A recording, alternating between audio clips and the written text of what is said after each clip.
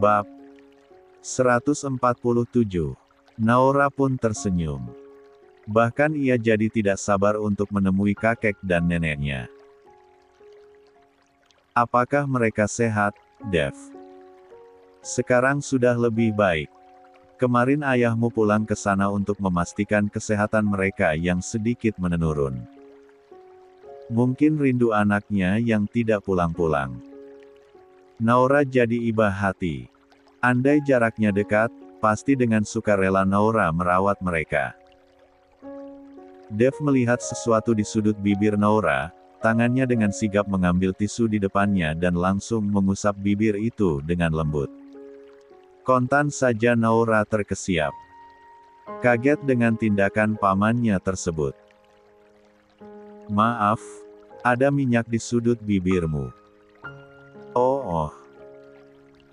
Tentu saja pemandangan itu membuat jantung Braga ketar-ketir. Hatinya sudah membara dari tadi. Walau lelaki ini bukan kandidat yang tepat untuk dicemburui, tapi tetap saja interaksi itu membuatnya meradang. Kapan Hans akan pulang Niar? Tanya Dev pada asisten Naora tersebut. Minggu depan, Tuan. Oh, sepekan ini aku berada di Indonesia. Aku akan tinggal di rumah Hans saja kalau begitu. Suruh seseorang merapikan kamarku, Niar. Aku ingin berkenalan lebih jauh dengan keponakanku ini. Baik, Tuan. Diam-diam, Niar memperhatikan gerakan lambat Braga yang menyendok makanan dalam mulutnya. Tampak sekali rivalitas itu menguar nyata. Kabarnya kamu masih sekolah, bagaimana kalau aku yang akan mengantar dan menjemputmu sementara? Waktu. Oke. Ide bagus, Dev. Sally yang sedari tadi melihat Braga ikut prihatin. La pun meringis pada kakak tertuanya itu. Kasihan sekali dia. Sudah sampai mimpi basah pula karena begitu merindukan istrinya. Usai sarapan pagi itu, semua orang pergi ke peternakan kuda milik Braga. Di sana, Braga sebisa mungkin berusaha mendekati istrinya walau wanita itu tetap berusaha menjauh. Kamu nggak boleh berkuda, Yang. Rentan buat kembar. Naora tidak menggubris ucapan sang suami. Ia sudah naik ke kuda besar itu dengan Dev yang muncul duduk di belakangnya. Ready? Tanya Dev memegang tali kendali. 98. Ready. 99. Braga hanya bisa menyaksikan bagaimana istrinya menunggangi kuda bersama lelaki tampan bernama Dev itu. Walau hatinya begitu membara, setidaknya ia patut bersyukur sebab kuda yang tadinya seperti akan ditunggani kencang ternyata berjalan pelan. Kenapa tidak mencoba untuk kencang saja, Naora? Tanya Dev penasaran. Padahal awalnya kuda-kuda itu melesat dengan kencang saat membawa tubuh mereka berdua. Akan lebih memacu adrenalin. Aku pikir kamu akan menyukainya. Naora langsung meringis mendengar pertanyaan dari Dev.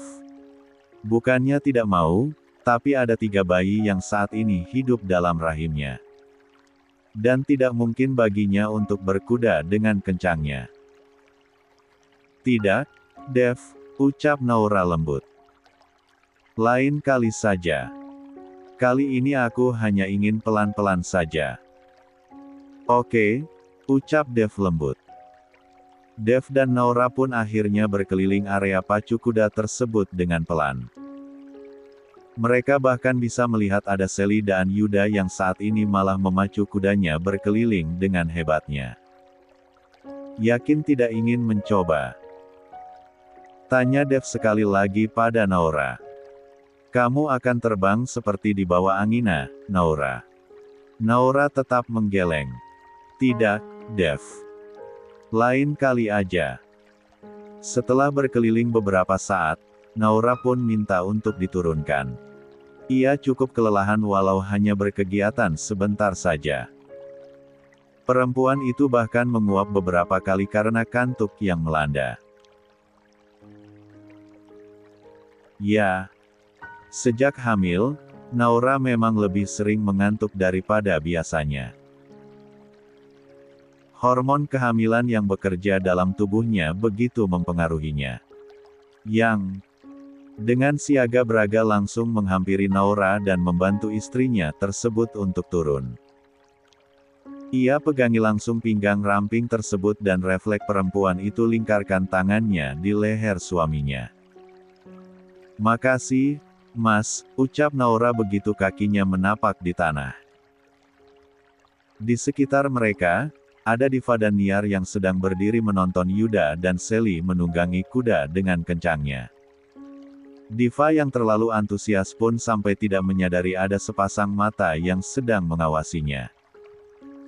Sungguh, pertahanan diri lelaki itu terlalu bagus untuk tidak menunjukkan siapa Diva sebenarnya di depan semua orang. "Wow, Sally. Diva juga pengen. Nanti ajarin Diva, ya," teriak Diva begitu antusias. Diva tahu, tidak bersama Yuda pun, Sally bisa menunggangi kuda itu sendirian. Tapi karena ada suaminya, ia lebih memilih untuk satu kuda berdua. "Nggak mau ah," teriak Sally membalas Diva. Perempuan itu cekikikan dan menjulurkan lidahnya ke arah sahabatnya tersebut. "Sally, ih." Diva pun menggerutu. Ia kerucutkan bibirnya itu seperti biasa ketika ia sedang gemas. Pemandangan itu tentu tidak luput dari pandangan Dev. Ia selalu suka ekspresi itu. Biasanya ia akan langsung menciumnya ketika gadisnya itu sedang berada dalam mode mengambeknya. "Tuan Dev, coba ajakin Non Diva naik kuda, kayaknya Non Diva pengen banget deh bisa naik kuda." 100. Mendengar penuturan dari Niar pun membuat Diva langsung gelagapan. Bagaimana bisa asisten pribadi Naura tersebut malah menyarankan hal gila itu? Rupanya kehebohan Diva yang ingin sekali berkuda tertangkap oleh insting Niar yang begitu jeli, membuatnya berinisiatif melakukan hal demikian. "Tidak masalah. Asalkan dia mau. Ayo, Non. Naik." Niar bantu. "Enggak ah, Niar. Kamu aja situ sama Merdev." Diva tentu saja langsung menolak. Ia enggan untuk berkuda dengan lelaki itu. Ia masih dalam mode merajuknya. Niar langsung cekikikan mendengarnya. "Non halu, ya." Niar nggak tertarik sama sekali naik kuda, Non. Makanya dari tadi Niar biasa aja. "Ayo, Non. Kali aja bisa balapan sama Non Sally." Diva tetap menggeleng, namun sepasang mata Dev mengisyaratkannya untuk naik. Tapi gadis itu tidak mengindahkannya, ia tetap keras kepala tidak ingin berada di dekat Dev. "Buruan, Non." Ucap Niar berusaha keras mendorong keras tubuh Diva sampai mendekat ke Dev. Dev pun turun dari kudanya saat Diva berhasil didorong mendekat. Langsung ia raih tubuh ramping itu tanpa izin dan menaikkannya ke atas kuda. Ia tidak ingin berbasa-basi lagi. Tuan. Tidak usah sungkan, Nona." Dev pun segera menaiki kuda yang sama dan kemudian memacunya dengan cepat. "Morning baby," ucap Dev tepat di samping telinga Diva. Jantung Diva pun berdebar tidak karuan. Mati-matian ia kabur-kaburan untuk menghindar dari lelaki ini, tanpa diduga sekarang malah mereka satu kuda berdua. "Dedi kenapa? Jangan tanya kenapa bisa aku menemukanmu, Diva. Kamu dalam pengawasanku." Jantung Diva makin bertalut tidak karuan. Apa itu artinya Dev selalu memata-matainya? Seharusnya kamu tidak melarikan diri seperti ini, little girl. Kamu harus dihukum atas tindakan kamu yang tidak pamit. Datang ke kamarku nanti malam. Aku tunggu. Diva langsung meneguk ludahnya tidak karuan. Tentu ia tahu hukuman apa yang akan diberikan oleh lelaki ini. No, Daddy. Ini di villa kakak temennya Diva. Diva sungkan. Pergilah nanti malam. Saat semua sudah tidur. Kamu hanya harus menunggu Niar tidur. Aku tunggu, atau aku yang akan memindahkanmu ke kamarku. Braga memberikanku satu kamar khusus di lantai 2. Jadi datanglah. Ancaman Dev itu bukanlah sekedar ancaman. Ia tahu bagaimana perangai lelaki itu. Iya, Dad. Setelahnya, Dev kembali memacu kuda itu dan berkeliling melewati Yuda dan Sally. Wow! Diva! Pekik Sally antusias saat melihat Diva dan Dev. Ingin sekali ia berteriak kalau Dev begitu cocok menjadi sugar daddy-nya. Tapi tidak mungkin ia lakukan sebab ia juga harus menjaga nama baik sahabatnya tersebut. 101. Mau istirahat di kamar aja. Tawar Braga saat melihat Naura terus saja menguap. Kini, mereka berdua duduk di sebuah pondok yang dibangun untuk melihat arena berkuda dari kejauhan. Enggak, Mas. Di sini aja. Nanti sama Niar aja. Oke. Braga pun tidak memaksa. Ia dampingi istrinya itu untuk melihat para sahabatnya berkuda di area pacu tersebut. Namun rasa kantuknya sepertinya tidak bisa ia tahan saat keningnya ia sandarkan di sebuah kayu penopang pondok dengan mata yang terpejam. Lelaki tampan tersebut menghela napasnya pelan. Ia raih tubuh ramping itu hati-hati dan memindahkannya ke dalam pelukan. Dalam satu sentakan pelan, Braga sudah mengambil alih tubuh itu untuk ia bawa kembali ke villa. Rebahkan tubuh itu hati-hati ketika sampai di kamarnya. Kemudian ia tarik kursi untuk duduk di samping ranjang sang wanita untuk sekedar memperhatikan paras ayunya. Tenang, damai, itulah yang Braga lihat ketika istrinya itu terlelap. Wajah cantiknya bahkan bersinar walau dengan mata yang terpejam seperti ini. Bahkan tidak bisa membayangkan bagaimana rupa ketiga buah hatinya nanti. Akan mirip seperti dirinya, atau seperti istrinya ini. Membayangkannya saja mampu membuat hatinya menghangat. Ia bahkan berniat dalam hati akan terus membujuk wanita ini agar bersedia kembali ke sisinya. Ia ingin berkumpul bersama anak dan istrinya, ia bahkan tidak ingin melewatkan sedikitpun bagaimana tumbuh kembang anak-anaknya dalam rahim wanita ini. Mas, cicit Naura ketika terjaga dari tidurnya. Ia lihat lelaki yang sedang duduk di sebelah ranjangnya itu menggenggam telapaknya, sambil mengecup punggung tangannya dengan begitu lembut. 102. Braga tersenyum sekilas. Ia tahu apa yang akan terjadi setelah ini. Naura akan mengusirnya lagi dan lagi. Untuk itu, ia sadar diri dan melepaskan genggaman tangan itu. Ia tidak ingin mengganggu kenyamanan dan ketenangan istrinya ini. Maaf, ucap Braga kali ini. Mas panggilin Niar. Naura tersenyum samar. Ada perasaan entah apa namanya yang membuatnya tidak nyaman. Makasih, Mas. Braga melangkah pergi. Keluar dari kamar itu dengan perasaan berat. Ia ingin sekali dekat dengan istrinya. Tapi apalah daya perempuan itu malah menjaga jarak. Kebetulan sekali ia berpapasan dengan Niar di teras villa. Niar, siang ini Naura belum minum obatnya. Saya akan siapkan makan siang buat dia, nanti tolongkanmu yang antar dan temenin istri saya makan. Bisa. Bisa, Tuan. Tentu aja bisa. Braga pun bergegas ke dapur. Diikuti dengan Niar yang berjalan di belakangnya.